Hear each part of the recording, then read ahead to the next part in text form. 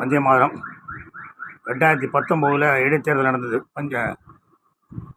பெரம்பூரில் இடைத்தேர்தல் சட்டசபை தொகுதிக்கு. அப்போ நான் நாமினேஷன் ஃபைல் பண்ணேன்.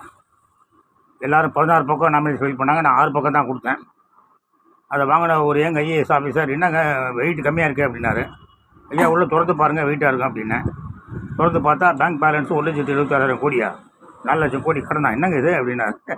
என்ன வெயிட்டாக இருக்கா அப்படின்னேன். அவர் உடனே கூப்பிட்டு பரப்பி விட்டார். எனக்கு கொடநாட்டில் 800 ஏக்கர் எஸ்டேட் இருக்குது, போலீஸ் கார்டனில் பெரிய பங்களா இருக்குது, கோபாலபுரத்தில் 6 வீடு இருக்குன்னு கமகலம் பண்ணேன். பயங்கரமான பிரச்சாரம். ஆனால் வழக்கம் போல் எலக்ட்ரானிக் ஓட்டிங் மிஷினில் கோல்மால் பண்ணி 108 ஓட்டு கிடச்சிது. இது வரைக்கும் எலெக்ஷன் கமிஷன்லேருந்து என்ன நீ ஏன் இப்படிலாம் ஏமாத்துகிற மக்களை, எலக்ட்ரானிக் ஓட்டிங் மிஷின் கத்துறானுங்கல்ல, அதில் ஃப்ராடு வரும், அதுலேயும் ஃப்ராடு பண்ணலாம். ஆனால் இது ஏன் இந்த ஃப்ராடு எப்படி நடந்தது? 2014 பொய்யான அஃபிடவிட் தாக்கல் செய்தால் கிரிமினல் குற்றம் என்று இருந்ததை சிவில் மேட்டர் மாற்றினது யார், எப்படி அப்படின்னு கேட்குறது நாட்டில் நாதி இல்லை. சரி நல்லது தான் நடக்கும் அப்படிங்கிற நம்பிக்கையில் நம்ம கதை ஜெபம் பண்ணி தான் கதை ஓடிக்கிட்டு இருக்கு.